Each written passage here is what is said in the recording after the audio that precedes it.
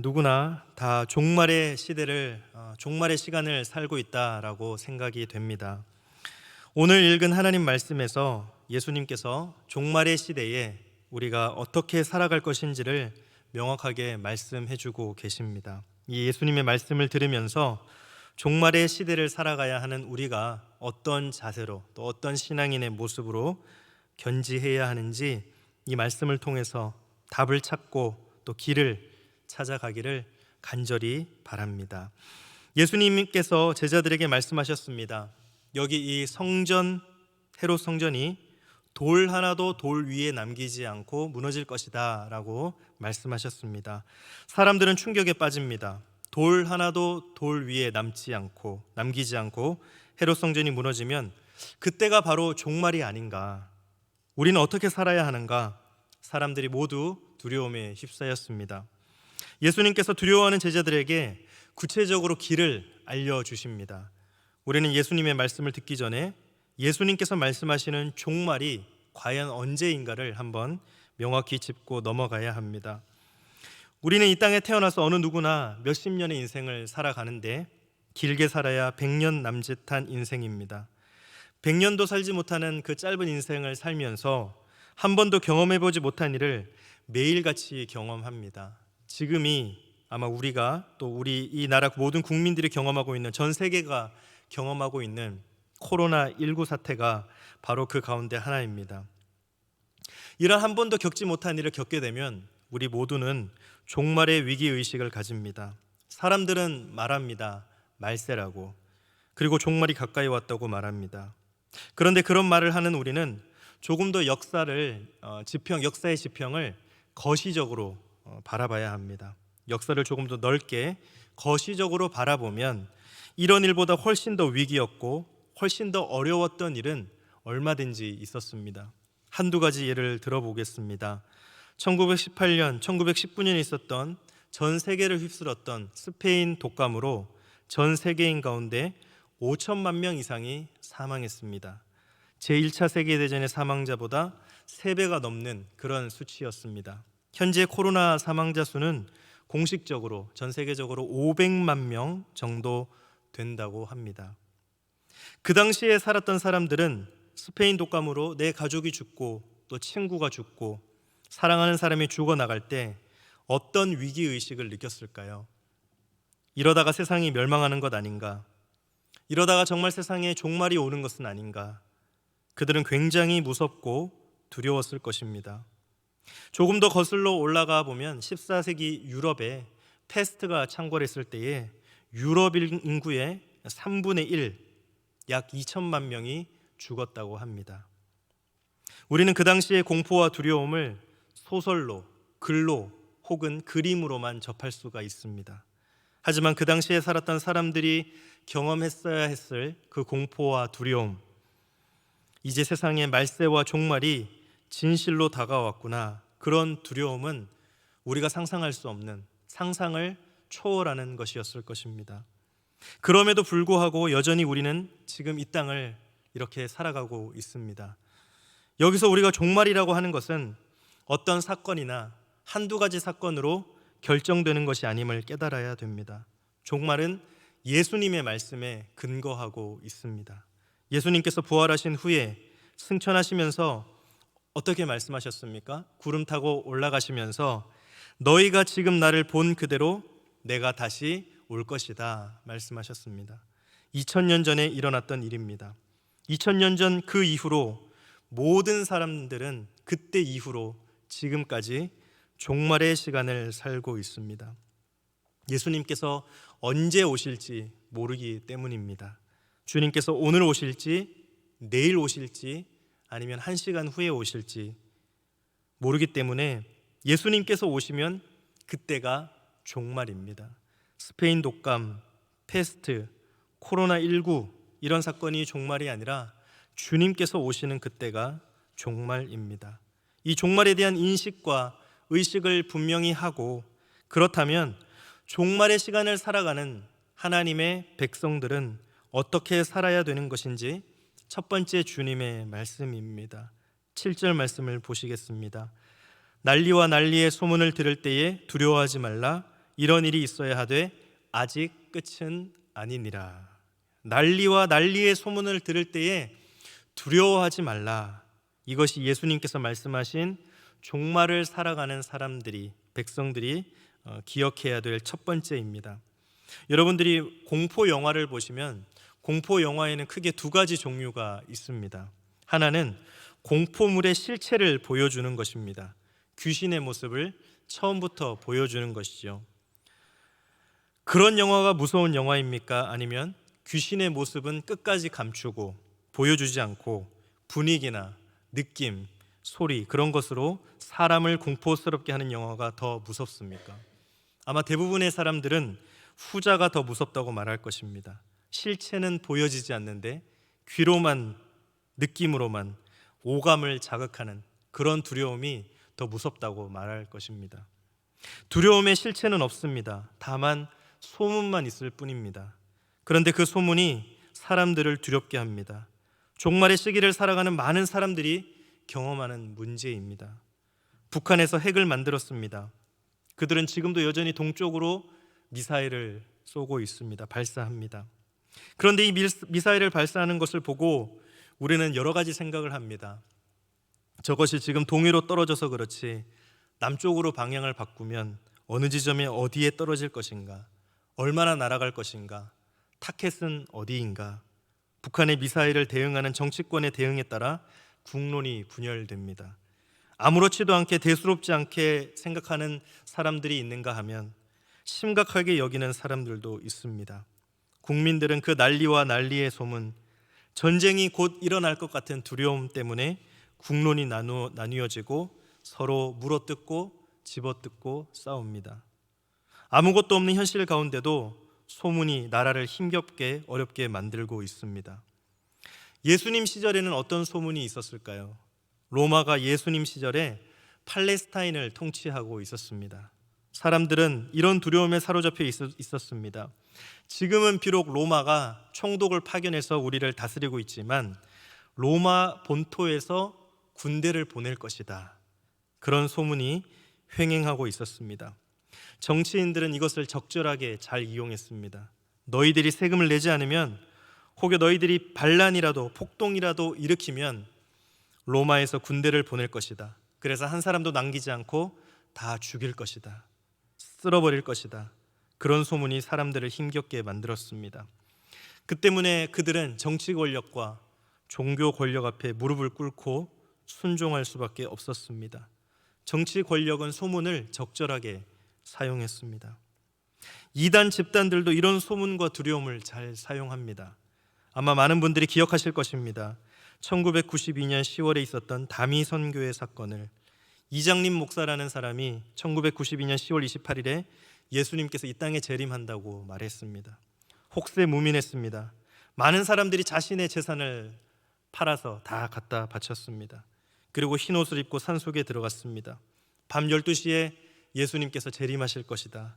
그리고 그들은 찬송을 부르며 열광적인 행동을 보였습니다. 수많은 사람들이, 온 나라가 사이비 이단들의 새치 혀끝에 놀아났습니다. 심각한 일이 벌어졌습니다. 신천지 14만 4천을 말합니다. 14만 4천이 다 차면 구원을 받을 것이다. 숫자적으로 14만 4천을 구원의 핵심 수라고 말하고 있습니다. 그런데 작년에 코로나로 드러났지 않습니까? 신천지가 30만 명이 넘습니다. 어떻게 된 일입니까? 이단들은 이율배반적인 행동을 하고 있습니다. 종말을 말하고 예수님께서 재림한다고 말하면서, 그러면서도 사람들에게 돈을 받습니다. 땅을 삽니다. 건물을 짓습니다. 교주들은 호화로운 생활을 누리고 있습니다. 종말을 말하면서도 이 땅의 것들에 집착하는 이중적이고 이율배반적인 모습이 바로 이단들의 모습입니다.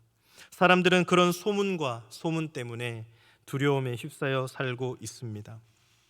이것은 우리가 종말을 사는 사람들의, 성도들의 올바른 태도가 아니라고 주님께서 말씀하셨습니다. 예수님께서는 난리와 난리의 소문을 들을 때에 두려워하지 말아라. 이 말은 일상생활을 하라는 뜻입니다. 두려워하지 말라, 겁내지 말라. 우리가 진짜 그러면 두려워해야 될 것이 무엇입니까? 소문을 두려워할 것이 없습니다. 정말 우리가 두려워해야 될 것은 내가 하나님의 말씀대로 살고 있는가, 말씀대로 살고 있는 나 자신 혹은 살지 못하는 나 자신을 살피고 그것을 두려워해야 됩니다. 예수님께서 오늘 이 순간 지금 이 자리에서 공중의 재림주로 나타나신다고 두려워할 이유가 무엇입니까? 말씀대로 살고 있다면, 예수님께서 지금 당장 재림주로 오신다고 하면 우리는 얼마나 기쁘겠습니까? 천사장의 호령소리와 나팔소리로 구름 타고 나타나시면 우리는 공중에 들림받아서 예수님의 순결한 신부가 될 것입니다.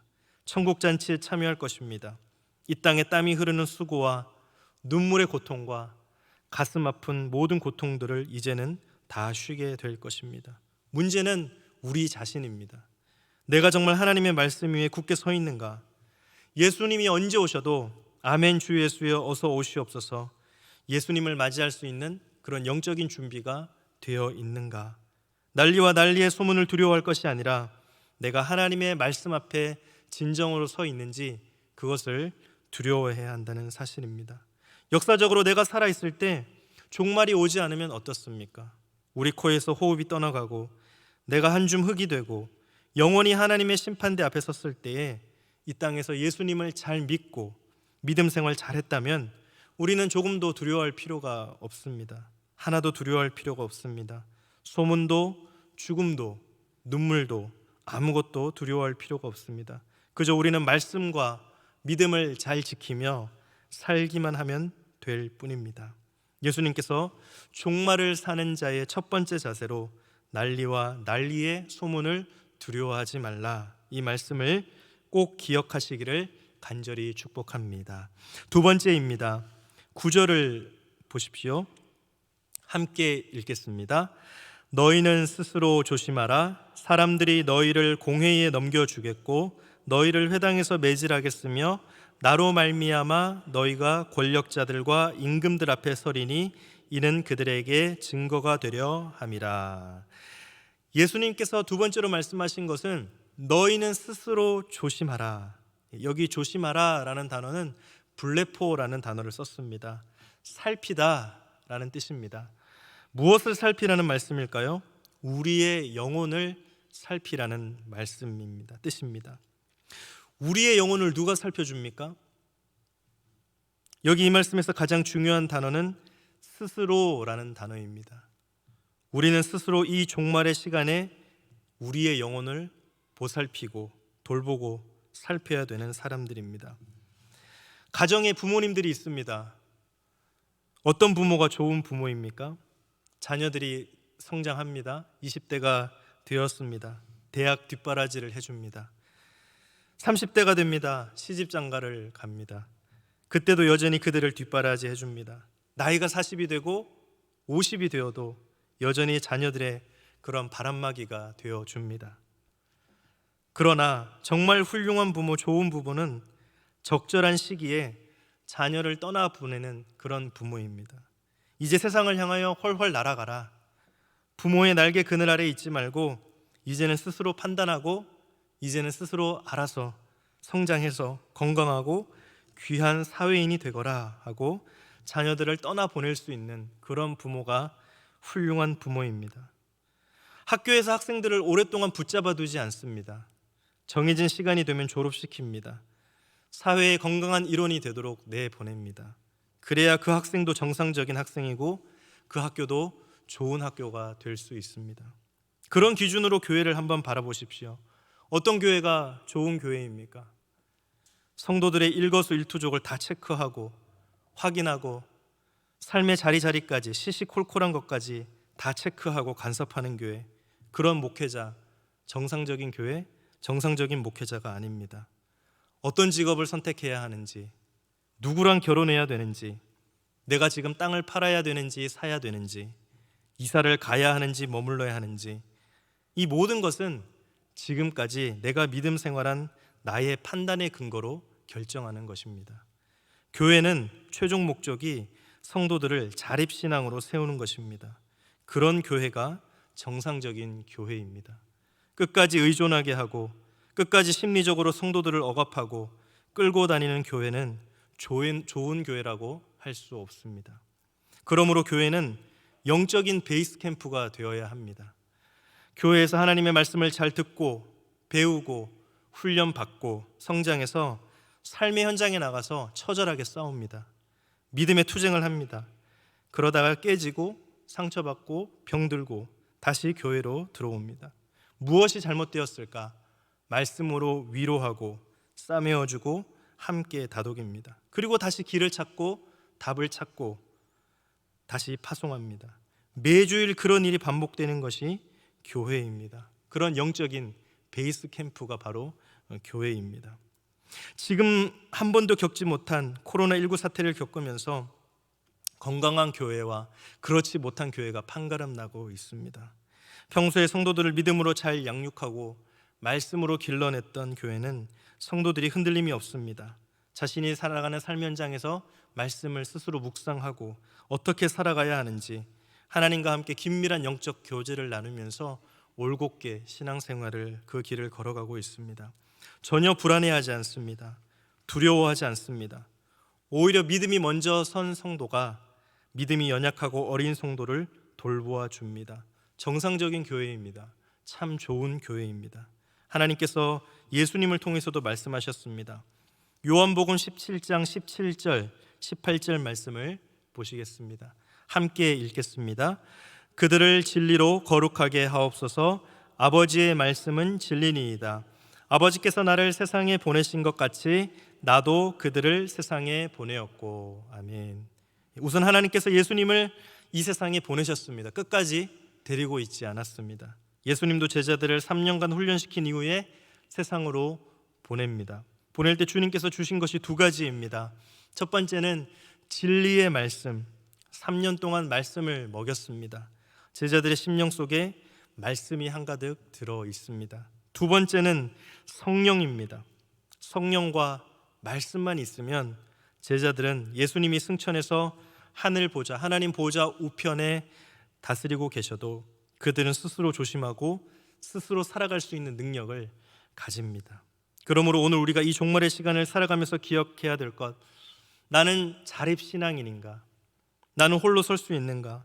나는 무엇이 부족하고 어디가 부족한가? 내가 부족하고 연약한 것이 있다면 다시 하나님의 말씀 앞에 서야 합니다.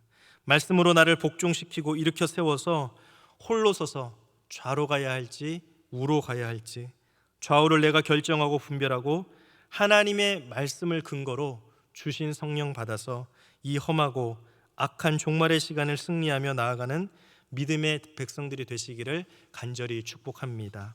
세 번째입니다. 10절 말씀을 보시겠습니다. 또 복음이 먼저 만국에 전파되어야 할 것이니라. 아멘. 종말의 시간을 살아가는 사람들이 꼭 기억해야 될 것, 복음 전파입니다. 사람들은 어려운 상황이 닥치면 현실적인 문제를 먼저 생각하기 마련입니다. 지금 이 땅에 있는 교회들이 코로나 사태를 겪으면서 예배를 제대로 드리지 못하고 또 온라인 예배로 드리면서 그런 상황 가운데 있습니다. 교회들이 가지고 있는 드러내놓고 말하지 못하는 가장 심각한 현실적인 문제가 무엇일까요? 대놓고 말하지 못하지만 현실적인 심각한 문제는 헌금입니다. 교회 헌금 수입이 줄고 있습니다. 모여서 예배를 드리지 못하니까 당연한 것 아닙니까? 그러면서 교회는 비상이 걸렸다고 말합니다. 이걸 어떻게 할까? 이 문제를 어떻게 해야 할까? 이 문제 해결하는 데 골몰합니다. 하지만 우리는 현실적인 문제보다 더 중요하고 더 근본적인 문제를 가지고 있습니다. 그 근본적인 문제가 무엇입니까? 복음 전파입니다. 교회의 존재 목적이 무엇입니까? 예수님께서 이 땅에 교회를 세우신 목적, 하나님께서 이 땅에 교회를 통해서 이루고자 하시는 유일한 한 가지 목적, 내가 구원받은 백성으로 이 땅을 숨쉬고 살아가야 하는 그 유일한 목적, 존재 목적, 그 목적이 무엇입니까? 복음 전도입니다. 그러므로 우리는 어떤 상황에 처하든지 어떤 환경에 처하든지 복음 전파의 사명을 절대로 놓아서는 안 된다는 사실입니다.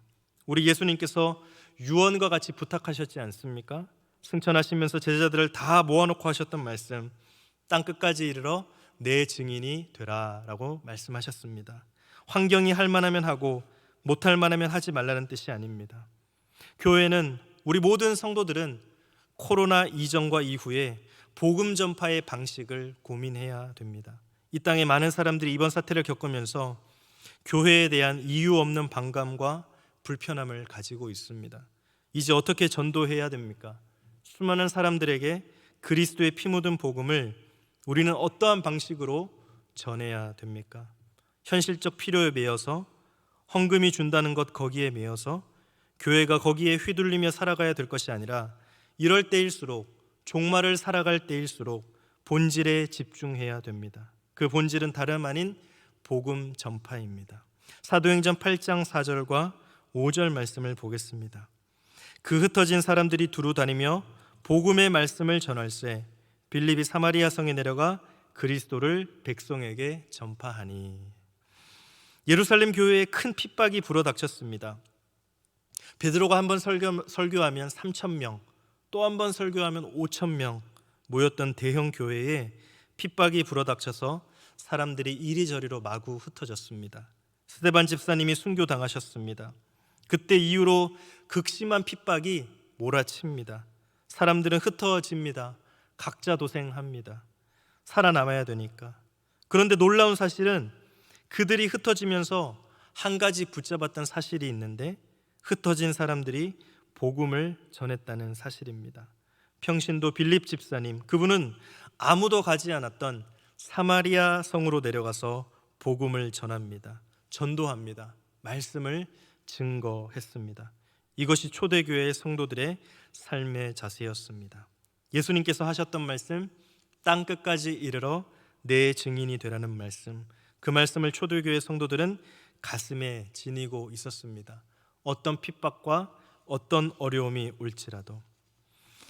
예수님께서 종말의 시대를 살아가는 우리 모두에게 또 세 가지 말씀하셨습니다. 난리와 난리의 소문에 두려워하지 말라. 오히려 두려워해야 하는 것은 내가 지금 하나님의 말씀 앞에 서 있는가, 올바로 서 있는가, 그렇지 않은가. 두 번째는 자립신앙을 가지도록 스스로 조심하라. 스스로 우리 영혼을 돌보고 살피라. 마지막으로 절대로 본질적인 사명, 복음 전도의 사명을 잃지 말라. 이 말씀을 하나로 모으면 무슨 말씀입니까? 크리스찬으로서 해야 될 일을 성실하게 감당하라. 우리도 이런 종말의 시기에 흔들리지 말고 참된 하나님의 제자, 크리스찬으로 이 일을 성실하게 감당하는 믿음의 백성들이 되시기를 축복합니다. 그때 하나님의 놀라운 회복과 구원의 역사가 우리의 삶을 지배할 것이고, 하나님 나라에서 후일에 우리는 하나님께 칭찬받으며 하나님의 큰 영광의 역사에 참여하게 될 줄로 믿습니다. 기도하겠습니다. 하나님 아버지, 감사합니다. 지금의 시간은 종말을 경험하고 두렵고 무서운 시간들입니다. 예수님께서 다시 오겠다고 하신 그때부터 우리는 종말의 시간을 살고 있습니다. 주님께서 말씀하신 것과 같이 난리와 난리의 소문을 들을 때 두려워하지 말고 스스로 우리 영혼을 돌보고 살피며 복음 전파에 힘쓸 수 있도록 하나님 도와주시고, 이 말씀을 마음에 깊이 새겨서 신앙생활을 할 수 있도록 도와주옵소서. 어떤 일이 있어도 본질에서 어긋나는 삶을 살지 않도록 도우시고, 두려워하거나 겁내면서 영적인 일상을 무너뜨리는 일을 하지 않도록 도우시며 주님 인도하시고 복날이여 주옵소서. 모든 말씀 예수님의 이름으로 기도드립니다. 아멘. 찬송가 500장